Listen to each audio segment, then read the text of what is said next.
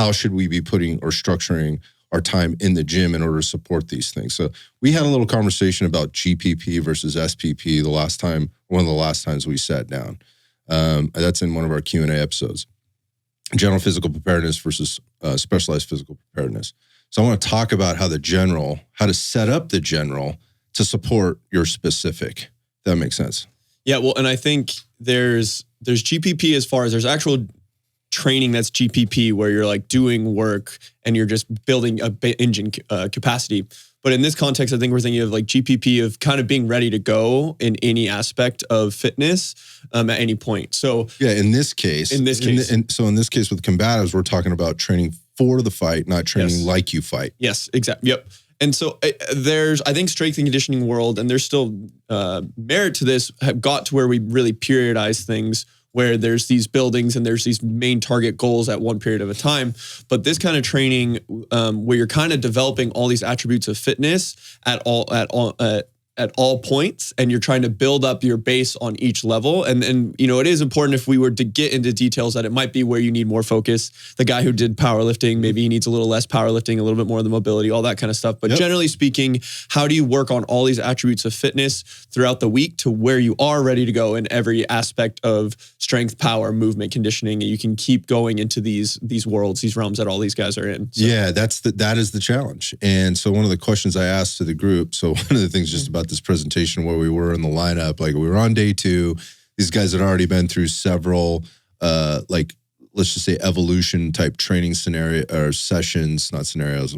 I keep using that word and I don't mean to, over the first day and a half. And we got them, it was like after lunch, we had turned the lights down because we had the projector going. It was very content heavy. There was no application. There were no chairs. They were so I was like, I got it. Yeah, they were, so they could they started all, so crisscross, they're sitting up and then they were down on one elbow and then legs were extended and then they got one hand, elbow on the floor, head in the hand. And then pretty soon you're like, by the time you were done, everybody's like on their back. I was trying to keep everybody awake because there was a lot of mathing and stuff like that we were talking about.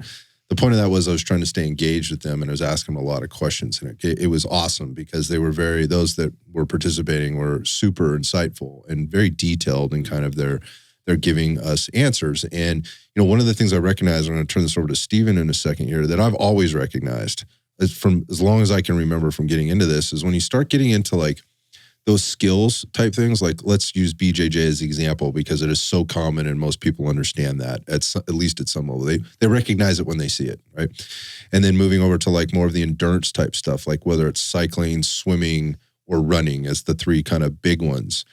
It's often very, very tough to get those people to leave doing those things to get over into the gym to do the resistance training or this type of fitness, general physical preparedness in the gym in order to help them be better and increase their longevity, right? In the sport that they're doing or the skills / sport that they're doing.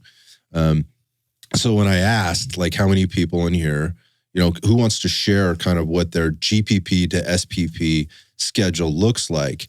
And I was really surprised. Mm-hmm. Like I didn't actually, for like the first 4 people that answered the question, like, yeah, I'm in the gym at least 3, sometimes 4 days a week. And then I'm on the mat, maybe 2.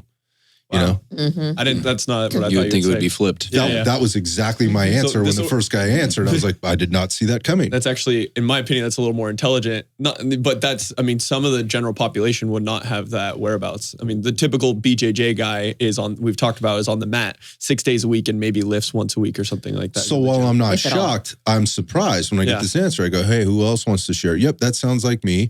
Nice. Right? Like that sounds like me. Like I'm in the gym probably 3 days a week and I'm on the mat 2, sometimes 3 if I can manage like an open mat on a weekend or something like that. I'll get in there. I was like, okay, this is not going the direction I thought it would. Not that that's bad. This is good. Yeah, this is good. That's because awesome. The stuff that we were presenting to them is supportive of what they're doing. So they're connecting dots going like, I'm on the right path. Yep. I did finally get to one guy. I was like, yeah, look, man, I go and I work out 6 days. I'm on the mat 6 days, 5 to 6 days a week. And anytime I get into the gym and start doing any lifting or anything like that, I get injured, right? Or I start to like my aches and pains kind of show up where I start to find myself injured. And so I went, okay, all right. So that's kind of more of the answer I was looking for and not expected, but I was looking for. And that leads us kind of to this conversation and kind of what we're talking about. So going back to the other guys that are like, and there's mostly males. There were only 2 females at this combative summit, which I did interview, and you'll hear them on the other podcast, which I think they did a really good job with, because these are just ladies that are looking to be more dangerous, so to speak, and they're not savages, kind of thing. They don't compete right in a ring, in an octagon or anything like that, but they do compete on the mat and things like that. Anyway, my point of that is there's a higher level, more intelligent thinking here. And so I asked, like, okay, these guys are kind of got their shit together. Yeah. Surprise, surprise.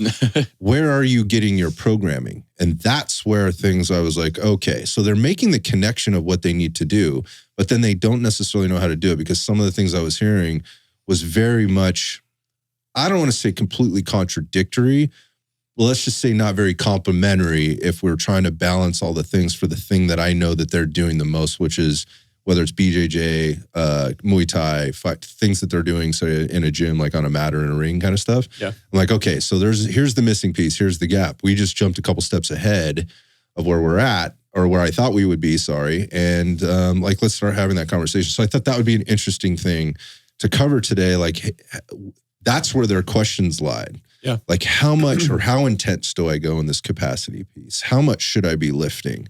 What types of exercises should I be doing?